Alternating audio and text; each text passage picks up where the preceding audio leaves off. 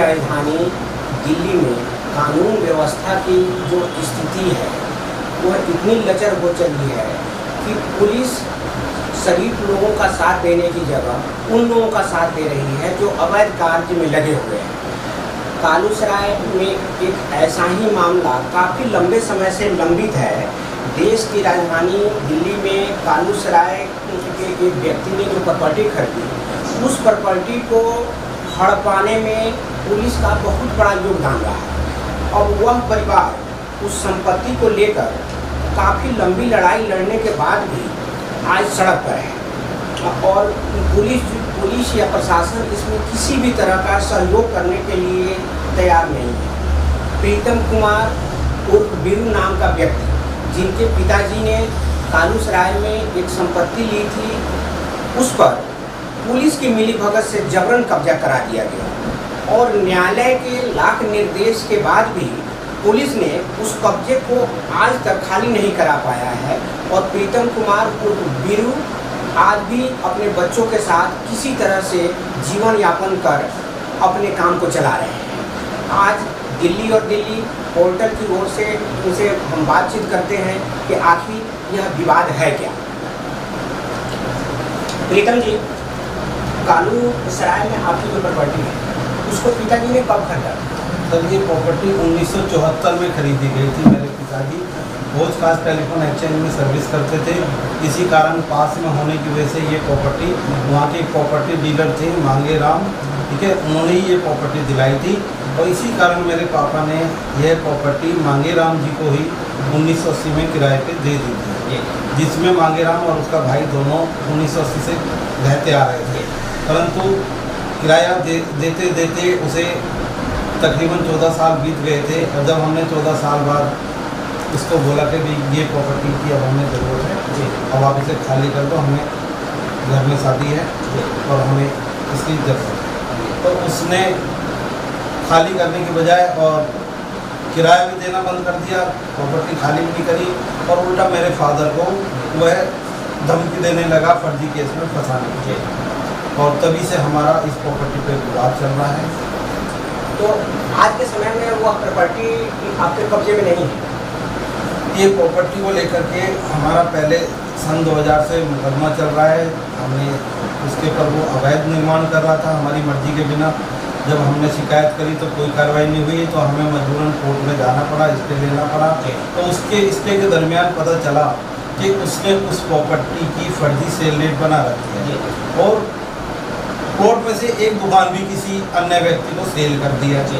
और जिस व्यक्ति को सेल करी वो तो एक्सपायर हो चुका था, परंतु उसकी मिसेज वहाँ पे खड़े होकर के अवैध निर्माण करवा रही थी, जिसको लेकर के हमारे को स्टे मिल गया था। कि स्टे के बावजूद भी वो उस पर अवैध निर्माण करती रही और बाद में हमने इस अवैध निर्माण को गांव वालों की शिकायत पे और अपनी शिकायत पे गिरवा भी दिया था। उसके बावजूद भी इन्होंने उसके ऊपर अवैध निर्माण करा और इस पर अवैध तरीके से दुकान चलाते आ रहे हैं। तो इस प्रकरण में पुलिस की क्या भूमिका है? असल में क्या है कि मांगे राम ने जब फर्जी सेल रेट बनाई तो हमने सन 2001 में उसके खिलाफ FIR दर्ज करा दी, जिसको लेकर के वो पुलिस को टरकाता रहा। पुलिस भी उसके साथ मिली रही, कोई कार्रवाई नहीं होने दी। तब मैं पुलिस कमिश्नर के पास पहुंचा हूं सन 2004 में। मैंने उनको पूरा वाकया बताया, तब उन्होंने पुलिस के ऊपर जब एक्शन लिया पुलिस के खिलाफ, तब जाके पुलिस ने कार्रवाई करी। कार्रवाई में जैसे उसको नोटिस दिए वो वहाँ से उस FIR के अगेंस्ट दिल्ली हाई कोर्ट में उस FIR को क्वैश कराने पहुंच गया। ठीक है, क्वैश कराने के लिए उसने अपील जो लगाई, उस अपील में उसने एक फर्जी वसीयत का सहारा लिया। उस फर्जी वसीयत के जरिए उसने एक 2 प्रॉपर्टियाँ थी गांव की, जो गांव का कब्रिस्तान है और एक आज के टाइम में वहाँ से की DDA MCD से डिस्प्यूटेड लैंड है, 1500 गज जमीन है। उसको लेकर के उसने कहा कि भाई ये रोड जो है इस 1500 गज का पार्ट बताया।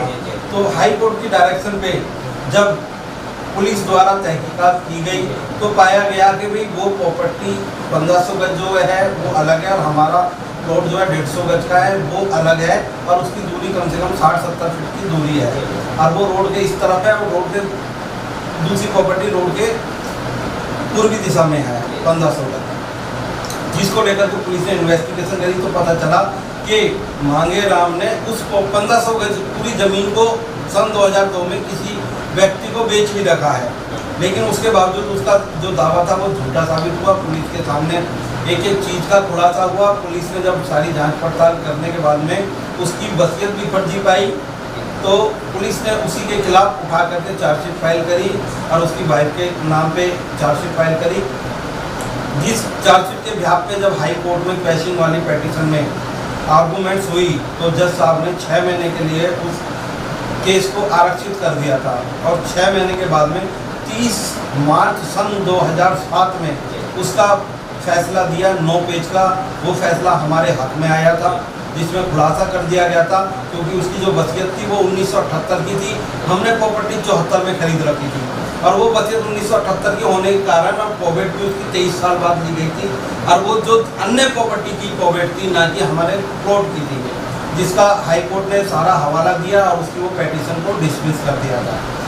उसके उस दिन तक ही मांगेराम जिंदा रहा। उसके 3-4 महीने बाद ही मांगेराम का देहांत हो गया। तो मांगेराम का देहांत होने के बाद में मांगेराम का जो भाई था शंकर लाल, उसका सगा भाई था, वो उसी प्रॉपर्टी में रहता था और शंकर लाल ने उसके मरने के बाद से हमारे को किराया देना चालू कर दिया कोर्ट के जरिए। जो किराया उसने कोर्ट में जमा कराया, उसको लेकर के एक फाइनल ऑर्डर पास हो गया था, डिग्री पास हो गई थी, जिसको लेकर के हमने उसके ऊपर एक एविक्शन का सूट सन 2013 में डाल दिया था। जब उसके ऊपर सूट डाला तो उसने हमारे से 6 जनवरी सन 2014 में हमसे समझौता करके अपने हिस्से का कब्जा हमारे को सौंप दिया था। ये 6 जनवरी 2014 की बात है। उस कब्जे को लेने के बाद में हम उसमें रहने लगे, परिवार समेत अपना सामान रख के पूरी फैमिली के साथ में मैं वहाँ पे सेटल हो गया। तब 13 जनवरी को उसकी बेटी ने, मांगेराम की बेटी ने, जिसका नाम गोमती देवी है, उसका दामाद मोहन लाल उसका नाम है, मोनी उसे बोलते हैं, प्रॉपर्टी डीलर का काम करता है, करमपुरा में रहता है, पीछे से रहने वाला वो जयपुर का है। तो वो अपने ससुराल से गोमती देवी आई है यहाँ पे षड्यंत्र रच के 13 तारीख को आकर के हमसे गाली गलौज करने लगी, झगड़ा करने लगी, जिसको लेकर के हमने 100 नंबर पे PCR कॉल मारी। तो PCR की जब गाड़ी आई है तो साथ में SHO साहब खुद मौके पे आए थे, विजयपाल यादव जी और एक सब इंस्पेक्टर SS यादव। इन दोनों ने पूरी प्रॉपर्टी का मुआयना करा पूरे स्टाफ के साथ में, लेकिन बिना लेडीज़ पुलिस के आए हुए थे। इन सबों ने जो है लेकर के सारे कमरों को लॉक करके चाबी अपने पास रख ली और हमारे घर की लेडीज़ों तक को अपने साथ में थाना मालवीय नगर लेकर, इनका कोई राइट नहीं बनता था कि बिना लेडीज़ पुलिस के हमारे घर की महिलाओं को ले जाते, और ताला डाल के चाबी अपने पास में उन्होंने रख ली।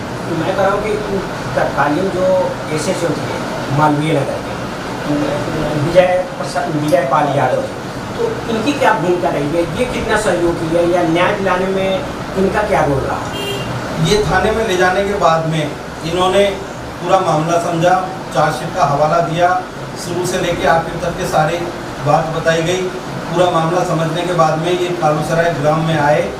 शंकर ने जब हमें कब्जा दिया था तो थाना मालवीय नगर में लिखित रूप में भी दे दिया था और साथ में गांव की RWA को एक लेटर पे भी लिख के दे दिया था। गांव की RWA के प्रेसिडेंट ने RWA के लेटर हेड पे थाना मालवीय नगर को इन्फॉर्मेशन दे दी थी कि भाई ये प्रॉपर्टी के ये ओरिजिनल मालिक हैं और ये इसमें काबिज हो चुके हैं।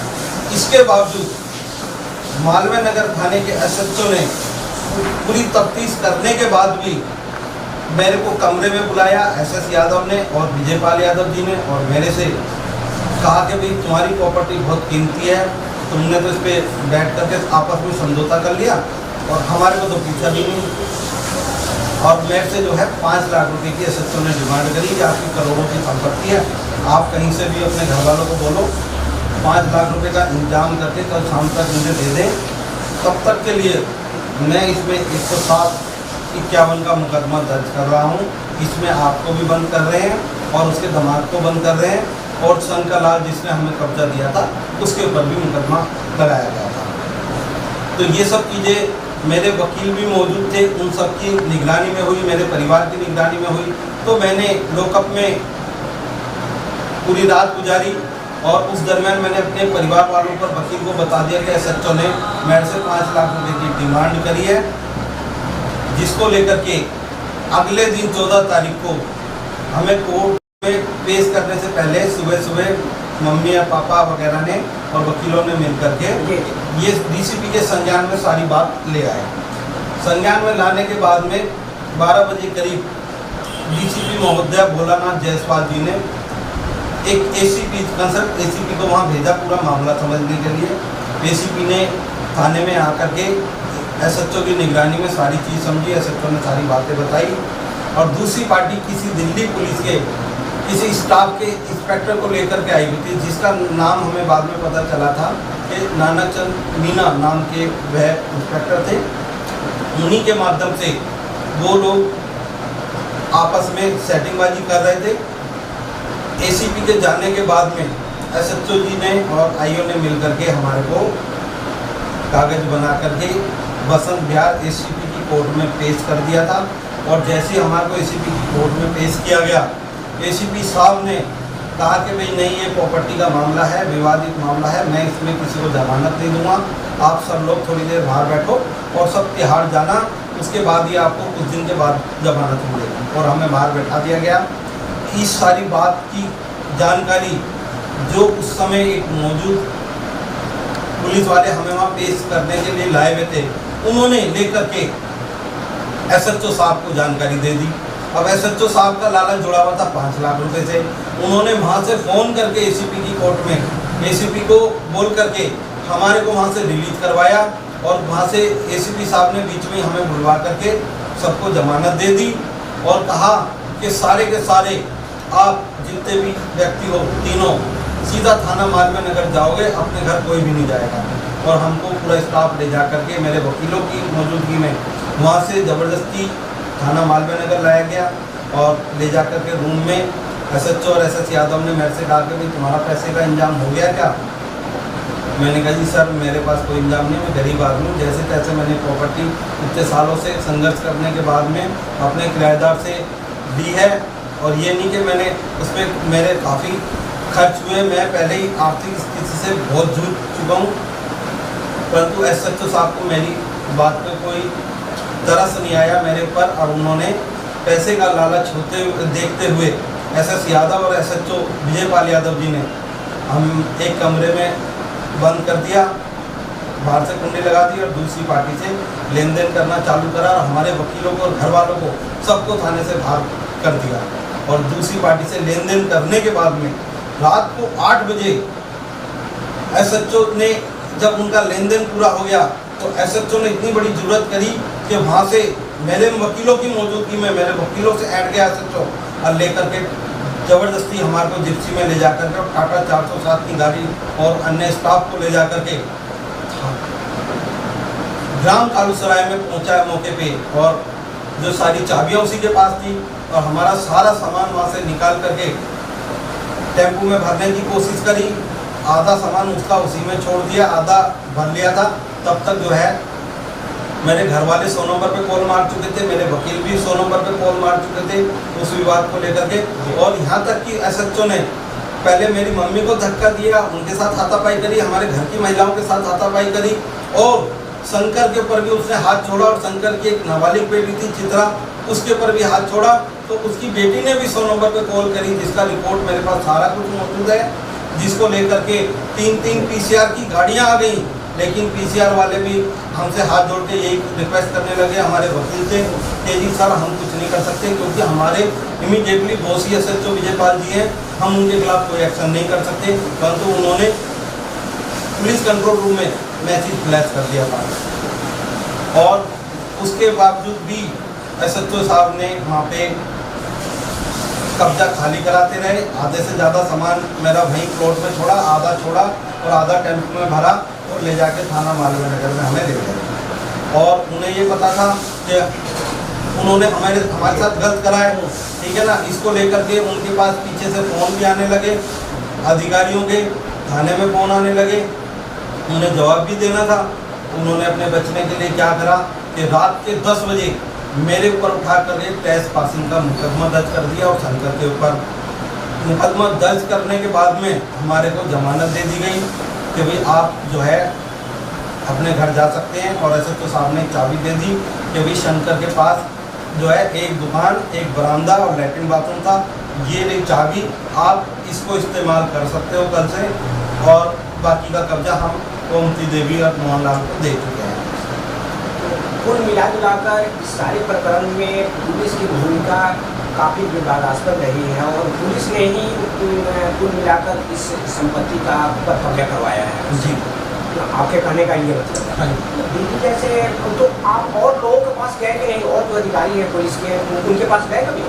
मैं उस टाइम में क्या है, जिस टाइम में ये कांड हुआ था उसी दरमियान दिल्ली पुलिस के कमिश्नर साहब चेंज हुए थे। ठीक है, मैंने वहाँ पहुँच करके मिलने की कोशिश करी, लेकिन कमिश्नर साहब चेंज होने की वजह से मैं नहीं मिल पाया। मैं काफ़ी और अन्य अधिकारियों से मिला, ठीक है ना, लेकिन मेरी कहीं कोई सुनवाई नहीं हुई। फिर मुझे मजबूरन मैंने सब निचले लेवल से लेके पुलिस के उच्च अधिकारियों तक लिखित रूप में खूब शिकायतें करी, मंत्रालय में करी, प्रधानमंत्री को करी, राष्ट्रपति को करी, सर्वोच्च न्यायालय के मुख्य न्यायाधीश को करी, दिल्ली हाई कोर्ट के जज को करी, परंतु आज तक मेरी कोई सुनवाई नहीं हुई है। उसके बावजूद भी मैं आज तक कंप्लेंट देता आ रहा हूँ, लेकिन कोई सुनवाई नहीं मिला। हाँ, ये सन 2014 की बात है। SHO साहब ने मेरे पास जो एक दुकान छोड़ी थी, ठीक है, वो दुकान का कब्जा सन 2016 में SHO दिनेश अरोड़ा द्वारा मेरे से प्री प्लानिंग करके गांव के प्रॉपर्टी डीलर यूनुस के साथ मिली भगत करके मोहनलाल मोनी ने यूनुस के माध्यम से SHO से सेटिंग करके मेरे से वो कब्जा मार्च सन 2016 में छीन लिया, जिसको लेकर के भी मैं आज तक कंप्लेंट ही करता आ रहा हूँ, लेकिन पुलिस के द्वारा कोई भी शिकायत का नहीं निवारण हो रहा है। और पुलिस जाती है वहाँ फॉर्मेलिटीज करती है, पैसा खाती है और आ जाती है। और यही हाल साकेत कोर्ट के जजों का और 30,000 कोर्ट के जजों का है। उन्होंने मेरे प्लॉट में कम से कम एक एक करके 7-8 दुकानें खोल ली गई हैं, उनको वहाँ से लाखों रुपए की अर्निंग हो रही है। वो उसी अर्निंग में से दिल्ली प्रशासन, MCD, हर किस्म के प्रशासन को लेके, कोर्ट हो चाहे पुलिस हो, सबको अपनी उसमें ले रखा है रिश्वतखोरी में, और सब उसी के माध्यम से काम चल रहा है। अभी आप क्या कर रहे हैं और आपका परिवार कैसे चल रहा है? अब इसके माध्यम से मैं तो दर दर की ठोकरें खा रहा हूँ, मैं तो दूसरों की मदद ले लेकर के जी रहा हूँ, मेरा परिवार टूट चुका है।